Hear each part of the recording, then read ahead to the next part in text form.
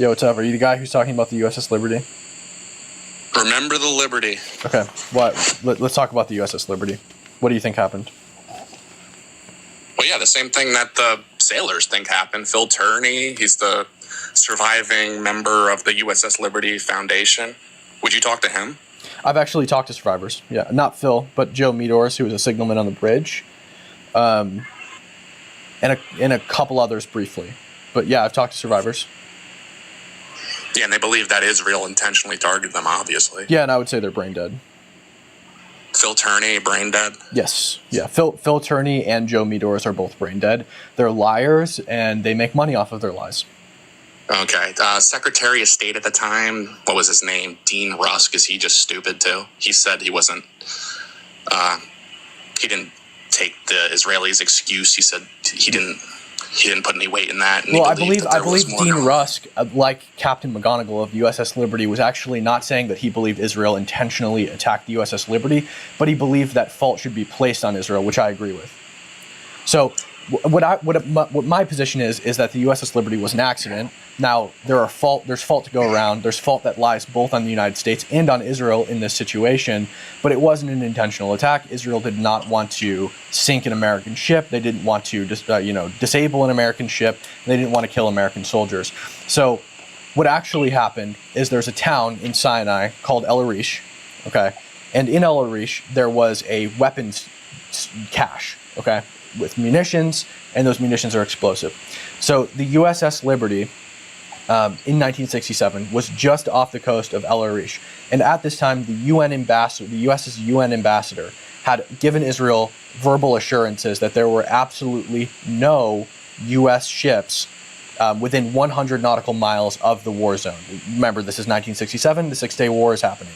I believe it's the third day. Well, they also pinged them earlier in the day. One sec. To be fair, they pinged them earlier in the day. They marked them on their map. They hit them on the radio. Yep, and we'll talk about that. Yeah. So they weren't able to identify the ship pinged. They pinged it as a possible U.S. ship in a completely different location than when they found it later that day. Yeah, but it was perfect visibility, and the wind was flying. So one sec, I'm not finished yet. So this is what happened. So the UN ambassador had given Israel verbal assurances that there were absolutely no ships within 100 nautical miles. They had so the Liberty actually left the United States before the war broke out, and I believe it arrived off the coast of Sinai on the third day, and it was only 14 nautical miles from the coast. Okay, so they had pinged the USS Liberty multiple times or cabled it from Washington, telling it to turn around and stay within 100 nautical miles of the battle zone.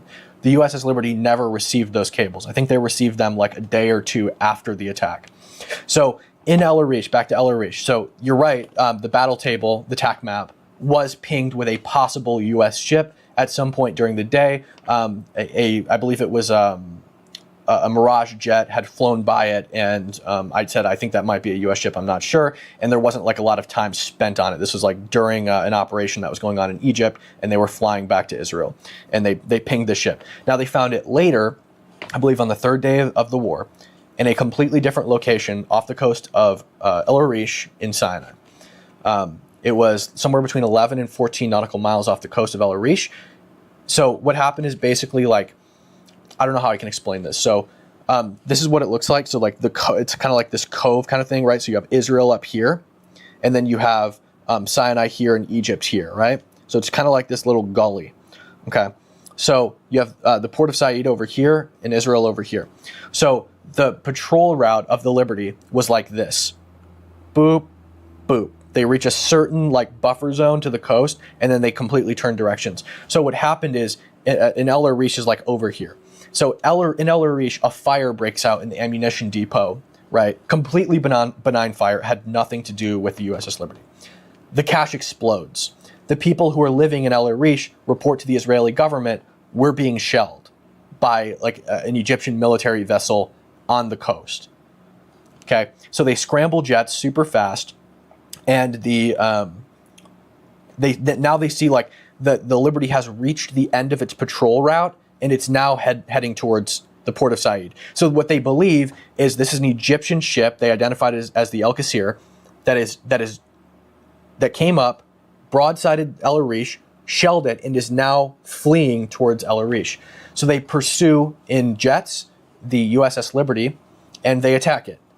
They don't notice the American flag. You can read the transcripts between the pilot and the air traffic controller, both pilots and the air traffic controllers. They never identified any flags. They asked, is there a flag? No, there's not a flag. The Haaretz article says otherwise. What's that? Haaretz article claims there's quotes from the pilot. What does the hit her anyway? Yeah. What does the Haaretz article cite? Don't care, hit her anyway. What does the Haaretz article cite? That. No, it doesn't. It doesn't cite the transcripts. And also, Phil Turry claimed that the person in the helicopter, after they machine gunned the side of the boat, flew over the boat and flipped them off. He knew exactly who they were. The flag was still flying. Wrong. So I'm going to explain it. And even these guys, they stole yellow cake uranium out of Argentina. They've been accused of smuggling weapons out of Apollo. Like, these guys have had their fingerprints out of all this shit. Okay, like, so real quick, I want to respond real quick to what she said. So you're talking about this Haaretz article. So this Haaretz article that claims that the pilots identified the USS flag. So what the Haaretz article cites in that article is that somebody heard from somebody who heard from somebody else that the pilot identified the flag on the ship. Now, this was before the transcripts were declassified and available to the public. They are available to the public now, and you can read them. They are asked multiple times if they can identify a flag, and if you look up a photo of the USS Liberty right now, you're not going to be able to see the flag very well. Okay, it's very small compared to the overall size of the ship, and also they were flying between 15 to 50,000 miles at all times. 15 to 50,000 miles above sea level at all times, making it even more difficult to identify a flag on this ship. With that being said, the only time that they dropped below 15,000 miles was to strafe the ship, and they didn't see an American flag because they were busy strafing the ship. What they did see, I can't remember if it was the MTG motor torpedo boats or if it was no, actually it was the pilots, because you can read it in the transcript. They identify CTR-5 on the side of the ship, and they cross-reference it with known vessels and don't find anything. Why? Because if you look at the photo of the USS Liberty, it sure does look like it says CTR-5 on the side of the ship. In reality, AGTR or whatever, no, AGTR-5. Yeah, it's GTR. It says GTR-5. There's no A. It says GTR-5, which obviously GTR-5 would flag for like a known vessel. CTR-5 won't, but you can hardly tell it's a G if you look at a photo of the USS Liberty. It's a very easy mistake to make, especially for people who don't speak English. So do you think the claims that the sailors make that their radar was being jammed was just like fake and a lie? I think it's totally made up. Just a complete lie? Yeah, I'll tell you why I think it's totally made up. First of all, so I've spoken to Joe Meadors, who, again, was a signalman on the bridge, and he makes a number of false claims that actually directly contradict his other crewmates.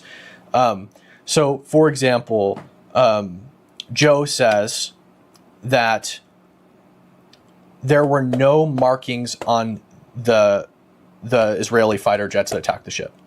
Okay, interesting, because his crewmate, Theodore Afstern, said in an official statement that he witnessed a Jewish crewmate of the USS Liberty, a Jewish-American sailor, on the deck crying when he saw a fighter jet with the Star of David on the side of it and the Israeli flag come down and strafe it. He feels betrayed. He's a Jew. He's now being attacked by Jews, right? So how could he have noticed the Star of David on the wing of the aircraft and the Israeli flag and started crying if the planes weren't marked? Because the whole idea that Phil Turney and Joe Meadors push is this idea that the Jews flew unmarked aircraft so that they could blame the Arabs. Now that doesn't make any sense either. Yeah. Well, and I'll explain that. I mean, you got like 153 sailors. They're not going to have their... I'll let you go just 1 second. I'll let you go just 1 second. That also couldn't be the case because Israel, so like the idea is that Israel was trying to blame the Arabs. That's why they flew unmarked aircrafts. It's not true. They didn't fly unmarked aircrafts. But it doesn't even make sense because if you're going to attack an American vessel while you are desperately clamoring for American support, which is what Israel was doing at the time, you're going to come up with a plausible story. If you fly unmarked aircraft to blame the Arabs, it's probably not a good idea to do that if you just destroyed 90% of their aircraft on the tarmac. The Arabs didn't have an air force at this time. So if you're going to attack the USS Liberty, you should probably do it from a hunky, dunk-ass ship that you stole from the Egyptians, not with... Well, it didn't matter because their goal was to sink it. What's that? It didn't matter because if there was no survivors, it didn't matter what they attacked it with. It could have been a modern F-15 for all we care. We wouldn't have known what it was because they would have all been dead. Wait, that's not true. Because we just would have found the American ship and all the sailors dead, and they would have blamed it on the Arabs. That's not true. That's the claim. That's not true because and they could have nuked it with like an alien weapon. It doesn't matter that it was like some modern fighting plane. I'll tell you why that doesn't make sense. For anyone to survive. I'll tell you why that doesn't make sense because the USS Liberty was actively sending signals to like other U.S. ships, to other U.S. fleets, right? So like Israel knows that if this is an American ship, they have the capability to do that. Yeah, that's why they jam their radar actively, and they jam. Oh, really? They jammed their radar. Here's another great like thing that Joe Meador says that doesn't make any fucking sense, right? Is if they jammed the radars, how did they get signals to the U.S. fleet? They said a kid like ran a line all the way across from like bow to stern and like some heroic action to like reconnect the comms or something. Yeah, and USS Liberty survivors, like other survivors, also say that never happened. Okay, so what? You have people in Germany that said the Holocaust didn't happen. That's like, it doesn't matter. Right, but it's like these are just claims. Do you see what you're doing? We should cite objective history that doesn't have a bias rather than citing people's personal accounts, because what the USS Liberty survivors have done is specifically only like 3 of them, right? Joe Meador's, Phil Turney, and they were a couple others. They were gagged by the government, threatened with death. Real quick. Joe Meador's, Phil Turney, and a couple others have like made this whole story their career, right? So what they've done is they've warped a historical record to basically claim that like personal accounts of what happened are the end all be all of like historical record, right? But how could that be the case if all of them contradict each other? How could that be the case if they all contradict each other, right? We have objective history of what happened. It would be more weird if all 153 didn't contradict each other. Imagine 153 people from a traumatic event all having the same exact story. Well, yeah, but that's the problem. That wouldn't even make any sense. But that's the problem. Investigators will tell you that would never happen. Judges, people who've experienced with this stuff would say that, yeah, that's insane. Yeah, but that's the problem. Is like this isn't just like a couple inconsistencies. These are the things that the primary arguments for Israel did it on purpose hinge on. They were flying unmarked aircraft. They mowed people down in helicopters, which didn't happen because we also have the transcripts between the helicopter pilots and their controllers, right? The helicopters, they were medical Hornet helicopters. They didn't have weapons. Or if they did, it was like maybe some like machine guns on the aircraft, but they never shot. Like plenty of survivors all say they never shot at them. What a lot of survivors, like Captain McGonigal, say is that so this is a surveillance ship, right? It's a spy ship. What Captain McGonigal says is that the Hornet helicopters came down after they realized it was an American ship. The Hornet helicopters came down to render aid and save American sailors, and the crew said, absolutely not. We don't want your help. They dropped a note and they said, is anyone hurt? After they freaking tried to sink the ship. Yeah, 1 second. So they tried to help people. They even tried to like offer people like rides on the helicopters or whatever. The reason they didn't take up their help was because they couldn't have like foreign military step foot on their ship because it's a spy ship. There's sensitive intelligence on the ship, and so they nursed it to Malta, right? But the integral arguments for Israel did it all don't add up because they're contradicted by other people who claim they saw different things on the ship, crewmates, right? So that doesn't mean it didn't happen though, because someone contradicted someone's Well, claim. right. When we have objective other objective like accounts of what happened, like for example, these ships, these Mirage fighter jets that attacked the USS Liberty, were literally on their way back and running out of fuel from an operation in Egypt, where they weren't flying unmarked aircraft. They flew marked aircraft. And regardless, like we know Israel flies Mirage fighter jets, and we know that Egypt doesn't have them. They were flying maybe MiGs at the time, I don't recall, right? And we also know that Israel destroyed 90% of the Egyptian Air Force on the tarmac. So it wouldn't make sense to blame them because they don't have an Air Force. They don't have any fighter jets to do this with. So it doesn't make this wouldn't even be like the boldest thing Israel has done to America. Like, what about like stealing yellow cake uranium out of Argentina? So why are we pivoting? I thought we were talking about the USS Liberty. Why are we pivoting? Well, no, because they displayed over and over again with like either the O-to-go messaging, involvement in the JFK assassination, all this stuff. Jeffrey Epstein, that these guys are not our allies. These guys are worse. What did they do with Jeffrey Epstein? Had. We're pivoting because you lost the USS Liberty. No, this is not. What about Jeffrey Epstein? Jeffrey Epstein's obviously an Israeli agent. What do you mean? He met with the PM 34 times in 1 year. Okay. Connected to Mossad spy. Okay. Jeffrey Epstein met with a lot of people. That was his whole thing, is he met with powerful people to show women that mostly emphatical Israeli Zionists, people like Lex Wexner, who he gave his entire fund to, is a pedophile people like Alan Dershowitz, people like Weinstein, right. People like, people that Israel wanted in their pocket. So we've lost the USS Liberty argument, and we have zero evidence that Jeffrey Epstein is an Israeli agent outside of pure speculation. I was hoping he'd bring up the passport thing that Candace Owens pushes. Complete bullshit.